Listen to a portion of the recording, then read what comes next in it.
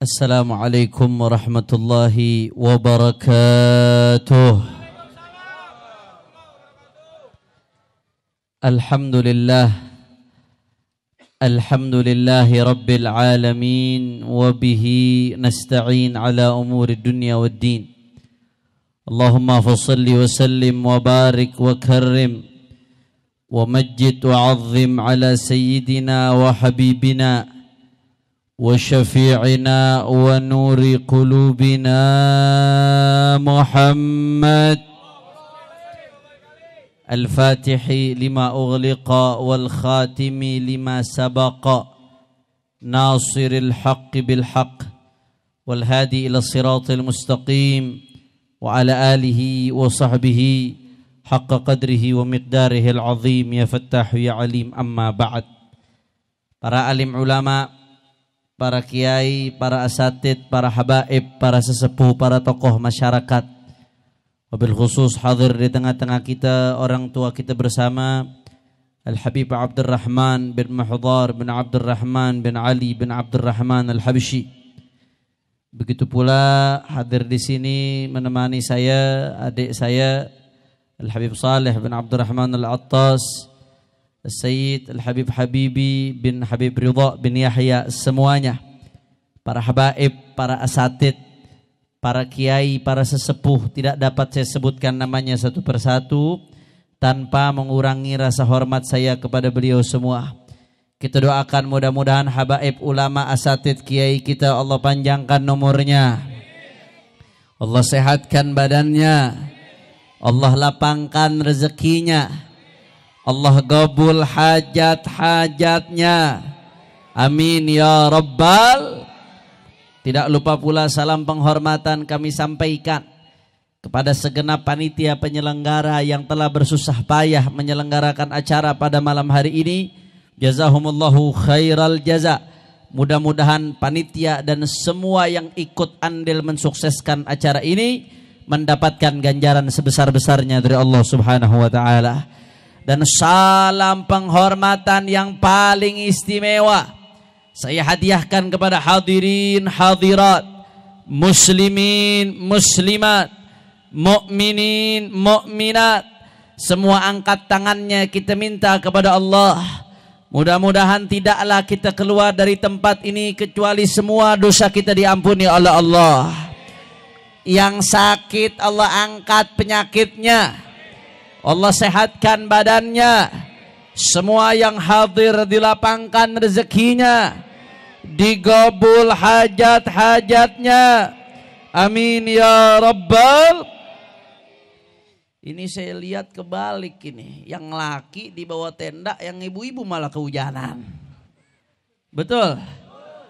Musinya yang laki berkorban, ibu-ibu biar di bawah tenda. Setuju Bu? Ibu-ibu setuju Bu? Coba yang laki majuan. Yang muda-muda khususnya majuan, jangan takut sama air. Nah, ibu-ibu kasih maju, masa ibu-ibu disuruh hujan-hujanan? Yang laki ngalah.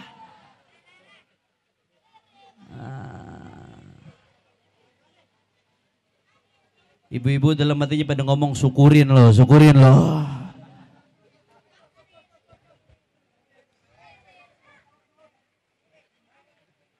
Sebelum saya lanjutkan, jawab yang kompak semuanya. Cukup setengah aja, setengah laki, setengah perempuan, bagi-bagi. Setengah-setengah.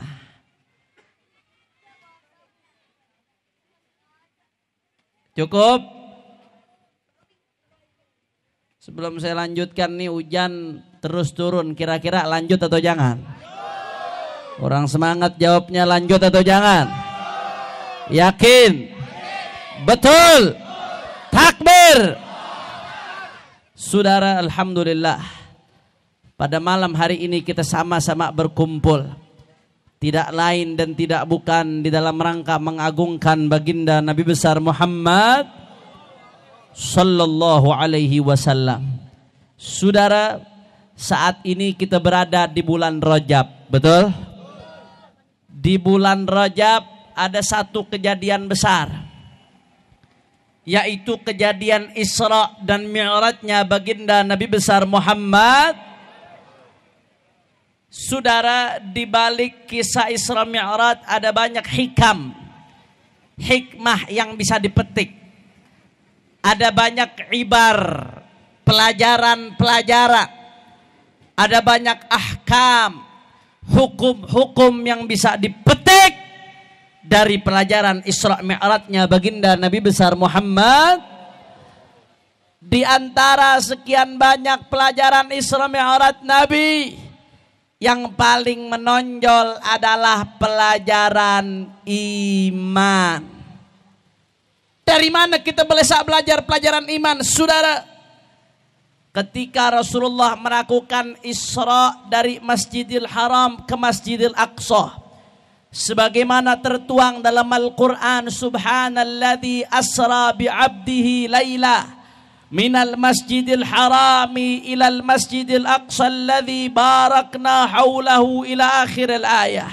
Kemudian dilanjutkan dengan Mi'raj dari Masjidil Aqsa ke Sidratul Muntaha. Perjalanan yang begitu panjang ditempuh dalam tempo sesingkat-singkatnya, saudara. Saking singkatnya sampai di dalam Maulid Diba dikisahkan, thumma arudduhu minal arsh qabla an yabrudal farsh. Saudara, ketika Nabi Muhammad tinggalkan tempat tidurnya di Makkah Al-Mukarramah untuk Isra Mi'raj, saat itu tempat tidur yang baru ditinggalkan masih hangat, saudara. Tempat tidur kalau baru ditinggalin hangat, tapi hangatnya biasanya nggak bertahan lama, betul? Saudara, ketika Nabi Muhammad pulang dari Isra Mi'raj, tempat tidur Nabi masih hangat. Artinya apa? Isra Mi'raj Nabi sangat singkat. Diperkirakan mungkin gak sampai 1 jam, saudara. Perjalanan yang begitu jauh ditempuh dalam tempo sesingkat-singkatnya. Waktu itu belum ada pesawat jet, belum ada kereta cepat, belum ada LRT, MRT. Pada saat itu belum ada mobil yang kencang, saudara.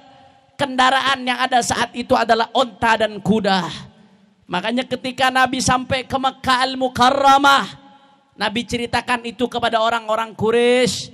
Orang Quraisy terbagi menjadi 2, saudara. Kelompok pertama, kelompok yang menimbang dengan akal. Menurut mereka apa yang dikatakan Nabi nggak masuk akal. Bahkan mereka tuduh Nabi nggak waras, saudara. Bahkan sebagian yang sudah beriman tapi imannya masih lemah, murtad kembali, saudara.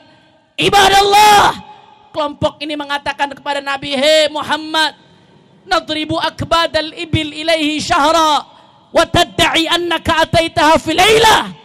Muhammad, kau jangan ngarang-ngarang. Kami ini pengalaman ke Masjidil Aqsa. Perjalanan saja sekali berangkat 1 bulan. PP 2 bulan. Kami sudah biasa. Engkau sekarang mengatakan 1 malam bisa bolak-balik. Jangan ngarang kau Muhammad. Jangan buat-buat cerita kau Muhammad.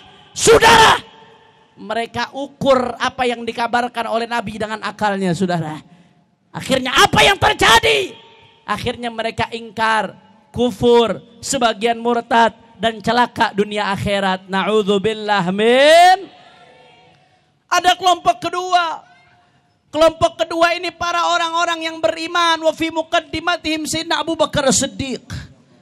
Begitu dengar dari Nabi, saudara, mereka gak peduli. Pokoknya selama kabar itu datang dari Nabi, mau masuk akal ke, gak masuk akal ke, mau logis ke, mau tidak logis ke, selama datang dari Nabi pasti benar, tidak mungkin salah, tidak mungkin meleset, saudara. Betul? Orang-orang kafir Quraisy pengen coba bikin Sayyidina Abu Bakar ragu. Wahai Abu Bakar, kau percaya apa yang dikatakan Muhammad? Ini gak masuk di akal, wahai Abu Bakar. Dia mengatakan sesuatu yang di luar daripada nalar manusia. Saudara, mereka ingin ragukan Sayyidina Abu Bakar Siddiq. Akan tetapi apa jawaban sang Siddiq, saudara? Kata beliau, wallahi laqad sadaq, wallahi inni la usaddiqhu ala ab'ad min dalik. Jangankan dia mengatakan itu, Andai kata Nabi Muhammad mengatakan yang lebih aneh lagi, lebih ajaib lagi, lebih hebat lagi, demi Allah aku akan percaya kepada Nabi, saudara. Takbir, takbir. Saudara, kenapa kok Sayyidina Abu Bakar bisa nerima? Padahal ini tidak masuk di akal. Kenapa Sayyidina Abu Bakar bisa menelan mentah-mentah, saudara? Padahal kalau ditimbang pakai nalar enggak masuk. Saudara, karena Sayyidina Abu Bakar bersama orang-orang beriman yang ada pada saat itu, mereka mengedepankan iman di atas akalnya, saudara. Pokoknya kalau datang dari Nabi mau masuk akal enggak masuk akal, yang namanya datang dari Nabi pasti dari Allah. Yang namanya datang dari Allah pasti benar, tidak mungkin salah, saudara. Betul? Makanya mau beriman kayak mau masuk akal kayak enggak masuk akal, iman aja dulu, iman. Itu yang ditunjukkan oleh Sayyidina Abu Bakar As-Siddiq, saudara. Akhirnya apa yang terjadi? Sayyidina Abu Bakar As-Siddiq bersama para sahabat dan ahlul bait yang beriman, mereka menjadi suada, bahagia, sejahtera selama-lamanya dunia akhirat, saudara. Alhamdulillah. Dari sini kita bisa ngambil pelajaran. Kalau mau bahagia dunia akhirat, maka paling atas kita taruh iman. Sebelum segala-galanya iman. Pokoknya selama datang dari Nabi udah iman udah. Apa yang datang dari Allah iman aja udah. Apa yang datang dari syariat aman Nabi syariah iman aja udah. Mau urusan masuk akal nggak masuk akal, mau urusan logis atau tidak logis belakangan. Kenapa demikian? Syariat pada hakikatnya nggak akan bertentangan dengan akal, saudara. Tapi terkadang bukan syariatnya yang bermasalah, tapi akalnya yang bermasalah. Sehingga ketika syariat bertentangan dengan akal kita, jangan malah menggugurkan syariat, mengikuti akal, tapi gugurkan akal kita untuk ikuti syariat, saudara. Betul? Ibarat kalau kita pakai sepatu kekecilan yang kita panjangin sepatunya atau kakinya, saudara? Hah? Sepatunya. Atau kalau sepatu kegedean kakinya kecil, saudara, salah. Sepatu kekecilan yang dipanjangin sepatu apa kakinya yang dipotong? Hah? Ganti sepatunya. Akal kita kalau nggak bisa nerima syariat, bukan syariatnya yang bermasalah, tapi akal kita yang belum nyampe, otak kita yang belum masuk. Syariat kagak mungkin salah, Allah nggak mungkin salah, Nabi yang paling nggak mungkin salah, sudah. Makanya dari pelajaran Isra Mi'raj kita bisa ngambil pelajaran. Ibadallah, kalau mau bahagia maka terimalah apa yang datang dari Allah dan Rasulnya dengan iman, saudara. Kalau iman sudah mantap, silahkan akal bertanya. Islam tidak mengkebiri akal. Tafadhal, akal diperintahkan untuk berpikir, tapi iman dulu mantepin, saudara. Kalau iman sudah mantap, silahkan akal bertanya. Kalau akal bertanya, maka akan dijawab dengan ilmu. Kira-kira sampai sini jelas atau tidak? Kurang kompak, jelas atau tidak? Jelas atau tidak? Kalau begitu, kalau sesuatu datang dari Allah dan Rasulnya diterima dengan apa? Iman. Kurang kompak, diterima dengan apa? Kurang kencang, diterima dengan apa? Kalau sesuatu datang dari Allah dan Rasulnya diterima dengan apa? Kalau iman sudah mantap, akal mau bertanya boleh atau tidak? Kalau akal bertanya maka akan dijawab dengan Alhamdulillah. Saudara, kenapa iman harus didahulukan? Karena kalau iman akal nggak diikat dengan iman, saudara, akal suka liar. Akal ini suka so tahu. Akhirnya jadi seperti Abu Jahal, Abu Lahab. Akalnya menjerumuskan dia ke neraka, saudara. Bahaya akal kalau dibiarkan liar tanpa iman. Saya kasih contoh bahayanya akal tanpa iman, saudara. Perhatiin baik-baik, orang menteng, perhatiin. Akal tanpa iman. Di dalam syariat Islam, mani itu suci, betul? Khususnya dalam madhab Syafi'i. Mani itu makanya kalau ada orang ngimpi junub, ngimpi junub, ada mani di sarungnya, kemudian sarungnya dipakai sholat, sah apa kagak? Sah, suci, sarungnya boleh dipakai sholat, sah. Tapi kurang adab, kurang akhlak. Masa mau ngadep Allah pakai sarung bekas mani, saudara? Kalau dari segi sah, sah. Kenapa? Karena mani suci. Tapi walaupun mani suci, orang kalau keluar mani wajib mandi apa kagak? Wajib mandi. Kira-kira paham? Nah, itu yang pertama. Yang kedua, kencing najis. Betul? Tapi walaupun kencing najis, kalau orang keluar kencing wajib mandi apa kagak? Yang wajib cuma istinja, betul? Kalau mau diangkat hadas maka wudu. Jelas? Mani suci wajib mandi. Kencing najis tidak wajib mandi. Kira-kira percaya atau tidak nih menghukum yang begini? Yakin? Betul? Kenapa kita bisa percaya? Karena kita nerimanya pakai iman, saudara. Pokoknya datang dari Allah dan Rasul, kita terima aja udah. Mau masuk akal nggak mau masuk akal, yang namanya kencing itu najis ya nggak wajib mandi. Yang namanya mandi suci ya wajib mandi. Terima aja udah dulu, terima. Itu kalau pakai iman, selesai, aman, damai. Kalau pakai akal duluan, lain lagi ceritanya, saudara. Lain lagi ceritanya. Saya kasih contoh. Kalau pakai akal nih, pakai akal tanpa iman. Mani suci. Wajib mandi. Mani aja yang suci wajib mandi. Apalagi kencing yang najis, saudara.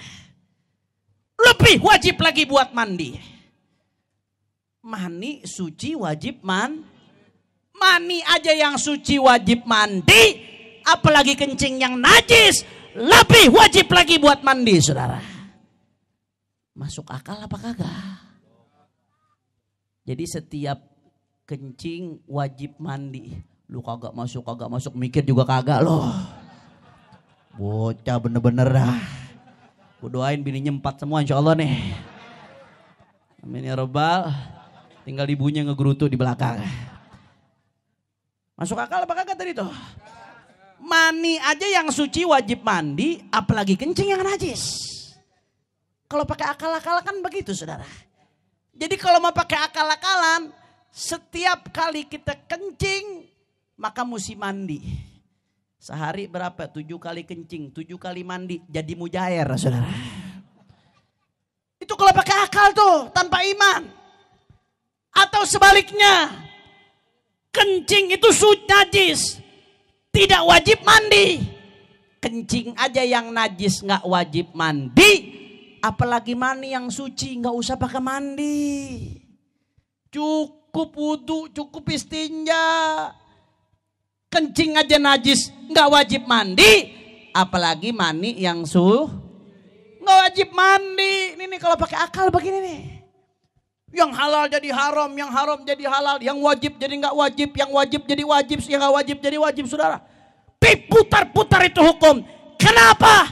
Karena pakai akal tanpa iman. Makanya iman aja dulu, iman dah. Iman, mantepin iman. Kalau iman sudah mantap, silahkan akal bertanya. Kalau akal bertanya, maka akan dijawab dengan ilmu, saudara. Nggak ada yang nggak bisa dijawab dengan ilmu. Pasti ilmu bisa menjawabnya, saudara. Terus yang tadi jawabannya apa, Beb? Dengerin baik-baik jawabannya. Kenapa mani suci tapi wajib mandi, sedangkan kencing yang najis nggak wajib mandi? Dengerin baik-baik. Nak kencing najis nggak wajib mandi, saudara. Kencing itu sering, sehari berkali-kali. Kalau setiap kencing diwajibin mandi, repot apa kagak? Urusannya bayar PDAM sebulan 4 juta, saudara. Betul. Syariat nggak mau nyusahin. Syariat nggak mau bikin susah, ya siru wala tu'asiru. Makanya syariat walaupun kencing itu najis, syariat nggak wajibin mandi. Cukup ente istinja. Kenapa? Karena repot kalau setiap kencing wajib mandi, saudara. Beda halnya dengan mani. Kalau kencing sering, kalau mani kan keluarnya jarang-jarang, saudara. Betul. Lu anak kecil jawab betul loh. Tahu dari mana loh? Masya Allah, jarang-jarang, sekali-sekali. Paling pengantin baru yang tiap hari. Betul-betul. Kalau udah tuaan dikit seminggu sekali juga udah bagus, ibu-ibu pada ngegerutu tuh. Fakta, jarang-jarang keluarnya. Makanya begitu disuruh mandi, nggak bikin repot. Jarang-jarang, sekali-sekali. Syariat tahu keluarnya jarang yang namanya mani. Makanya disuruh mandi, nggak bikin repot, saudara. Betul. Masya Allah, kira-kira jelas atau tidak? Jelas atau tidak? Itu jawaban yang pertama. Jawaban yang kedua, kenapa kencing najis nggak wajib mandi, tapi mani suci wajib mandi? Saudara, kencing itu nggak bikin capek, saudara. Nggak ada ceritanya orang kencing nguras tenaga, saudara. Kagak ada. Wah, nggak ada ceritanya orang kencing begitu, kagak ada. Paling kencing batu doang begitu, betul? Justru kalau kencing ditahan-tahan itu yang bikin penyakit. Betul? Tahan-tahan bikin penyakit, makanya nggak perlu sesuatu yang mengembalikan tenaga. Kenapa? Karena nggak nguras tenaga. Cukup istinja sama wudu. Beda halnya dengan mani, saudara. Jawab yang jujur, kalau keluar mani capek apa kagak? Lu anak kecil jawab lagi, dari mana lu tahu lo? Bocah-bocah pada tahu aja. Ibu-ibu hati-hati kalau malam kunci pintu, Bu. Masya Allah, capek nih ilmu. Bukan ngomong jorok, ilmu, saudara. Capek. Capek, saudara. Makanya orang biasanya langsung tidur, lemes. Oleh karena itu, karena dia bikin capek. Syariat mencari sesuatu yang bisa membuat orang jadi seger lagi, saudara. Orang menteng kalau seharian kerja dari pagi sampai sore. Pulang sampai rumah. Supaya seger lagi, apa yang kita lakukan? Mandi. Begitu juga syariat tahu mani itu capek. Makanya kalau keluar mani disuruh mandi. Supaya apa? Supaya seger lagi. Supaya bugar lagi, saudara. Karena capek, nguras tenaga. Masya Allah. Kalau begitu syariat indah atau tidak? Indah atau tidak? Alhamdulillah. Makanya iman aja dulu, iman. Kalau iman sudah mantap, silahkan akal bertanya. Kalau akal bertanya, maka akan dijawab dengan Kira-kira sampai sini jelas atau tidak? Orang kompak, orang menteng jelas atau tidak? Kalau begitu, kalau ada syariat bertentangan dengan akal, ikut syariat atau akal? Orang kompak ikut syariat atau akal? Kalau Al-Quran bertentangan, ikut Al-Quran atau akal? Ikut Al-Quran atau akal? Kalau hadis bertentangan dengan akal, ikut hadis atau akal? Ikut hadis atau akal?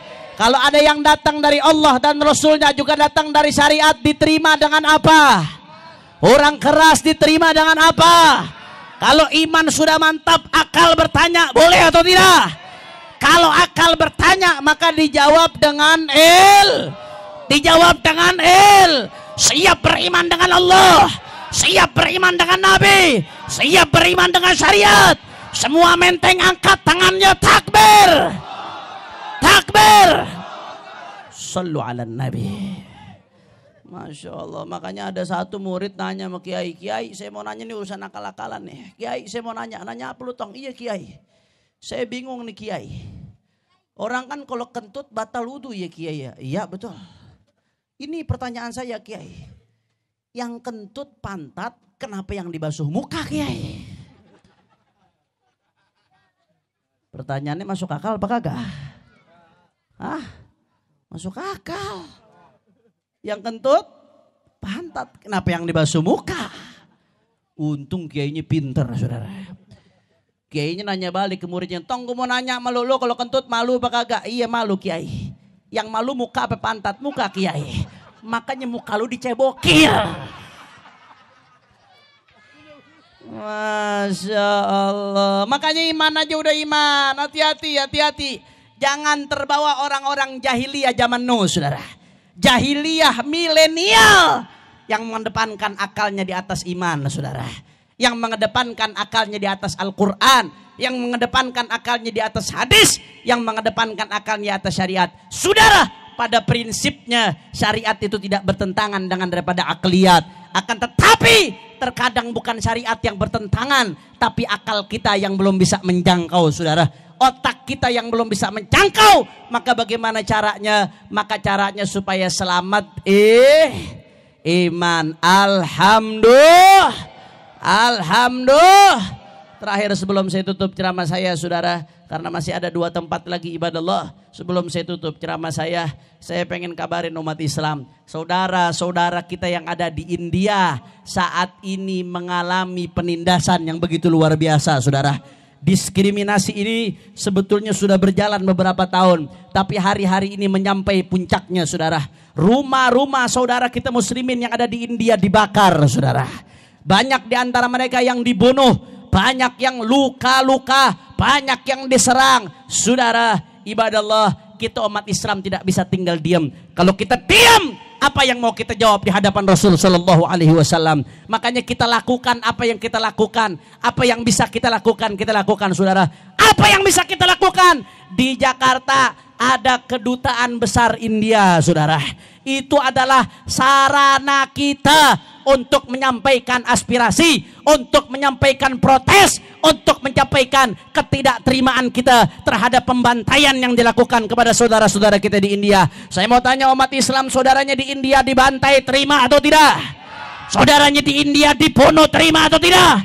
Saudaranya di India jatuh nyawanya, terima atau tidak? Saudara, ikatan Islam yang ada di dada kami melebihi ikatan apapun, ibadallah. Meskipun mereka beda suku dengan kami, mereka beda bahasa, darah kami beda dengan mereka, mereka banyak perbedaan dengan kami, akan tetapi kami diikat dengan satu ikatan, la ilaha illallah Muhammadur. Selama mereka mukmin, maka luka mereka adalah luka kita, saudara. Duka mereka, duka kita. Kebahagiaan mereka, kebahagiaan kita. Tidak boleh kita tinggal diam kalau mereka dilakukan penindasan terhadap mereka, saudara. Betul. Makanya saya ajak umat Islam semuanya. Insya Allah hari Jumat yang akan datang, tanggal berapa itu hari Jumat? Tanggal 6 Maret. Setelah sholat Jumat, kita adakan aksi besar-besaran protes di depan kedutaan besar India, bela muslimin muslimat yang ada di India. Kira-kira siap bela saudara kita atau tidak? Siap kumpul depan kedutaan besar India? Siap perjuangkan saudara-saudara kita? Saudara, selama muslimin muslimat tidak diperlakukan dengan baik di India, maka selama itu pula bendera India tidak boleh berkibar di kedutaannya di Indonesia, saudara. Takbir, takbir. Makanya saya mau tanya umat Islam, siap bersatu, siap rapatkan barisan, siap bela Allah, siap bela Nabi, siap bela ulama, siap ikut komando ulama. Semua angkat tangannya, Allahu Akbar, Allahu Akbar. Sallu ala Nabi. Terakhir sama-sama kita baca salawat Badar. Anak hadroh pada kemana nih? Hah? Pulang? Ya, anak hadroh takut air, Anak hadro yang semangat mainnya hujan-hujanan, gue doain bininya semua nyempat insyaallah. Amin ya rabbal alamin. Ayo amin, amin semuanya, amin. Abeb kenapa sih doain bini 4 mulu? Kan kalau saya doain, malaikat doain balik saya, saudara. Yang ini jangan direkam nih, jangan direkam, dipotong. Bini gue nonton berabe, gak boleh masuk gue.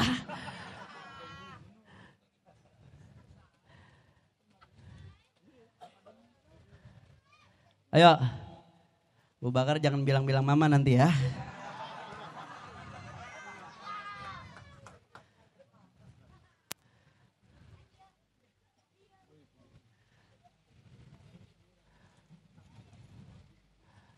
Udah, Adro, kita baca sholawat Badar dengan niat mudah-mudahan berkat sholawat Badar yang punya hajat Allah kabul hajatnya. Yang sakit Allah angkat penyakitnya, Allah sehatkan badannya. Semua yang hadir diberkahi kehidupannya. Mudah-mudahan sebagaimana tetesan hujan pada malam hari ini, sebanyak itu pula dosa kita diampuni oleh Allah. Amin ya rabbal.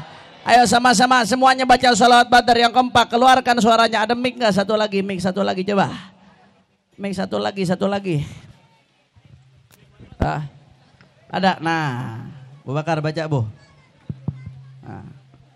Ayo baca salat badar semuanya. Siap, goncangkan menteng dengan sholawat. Allahumma salli ala Muhammad. Ayo semuanya yang kompak keluarkan suaranya. Semua hadroh boleh ikut, tapi backing vokal jangan ikut, biar jamaah jadi backing vokal. Salatullah salamullah ala taha Rasulillah. Salatullah salam. Backing vokal nggak usah ikut. Ala Yasin Habibillah. Salatullah salamullah.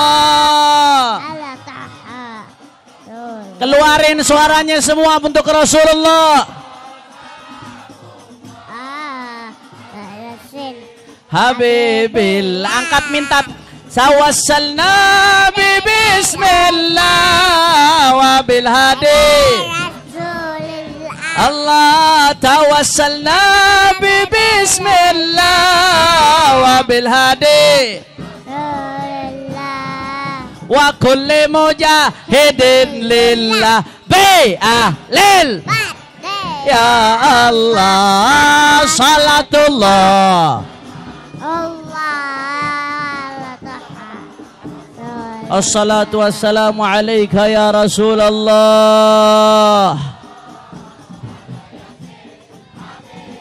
La ilahi salimil umma minal afa.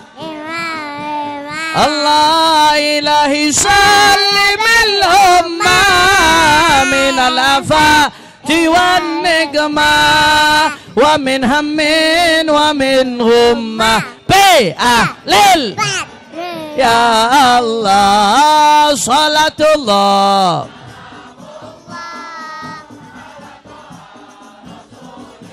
Allah salatullah Habibillah. Allahumma barik lana fi Rajaba. Allahumma barik lana fi Rajaba wa ballighna Ramadana bi ahlil. Ya Allah salatullah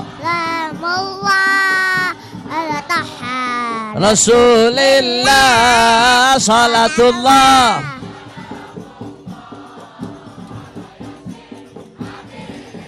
مولاي صل وسلم دائما أبدا على حبيبك خلق كلهم. مولاي صل وسلم صلى الله عليه. حبيبك وهو الحبيب الذي ترجى عاته لكل حول من الأحوال مقتحم. مولى الصلاة والسلام عليك يا رسول الله.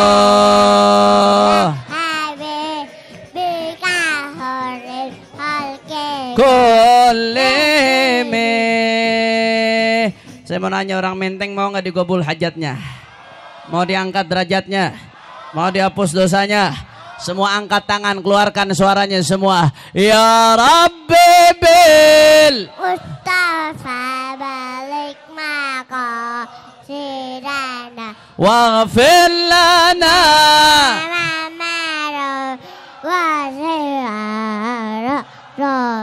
Ya Rabbi bil Assalatu wassalamu alaika ya Rasulullah.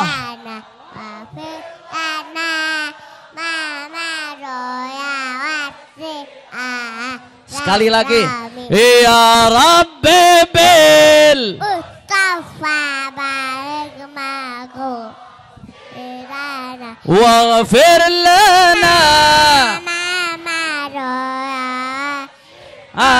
al-karami. Maulaya salli wa sallim daiman abada ala habibika khairil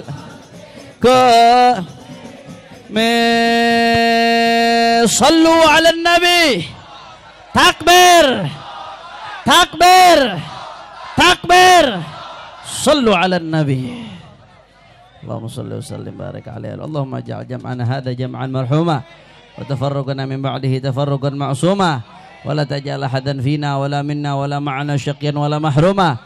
Rabbana atina fid dunya hasanah wa fil akhirati hasanah wa qina adzabannar. Rabbi ighfir lana wa liwalidina warhamhum kama rabbuna shighara waqdi lana wa lahum wa limashayikhina hajat hissiyah wa ma'nawiyyah dunyawiyyah wa ukhrawiyyah bijahi khairil bariyah ala hadhihi niyyah wa likulli niyatin salih sumal walid Abdurrahman mal atas walidina walidikum wa amwatina wa amwatikum wa amwatil muslimin al jami' Allah yataghashahum birrahmah al maghfirah yadkhiluhum al jannata birahmatihi wa ila hadratin nabi Muhammad sallallahu alaihi wasallam bisirril Fatihah. Bismillahirrahmanirrahim.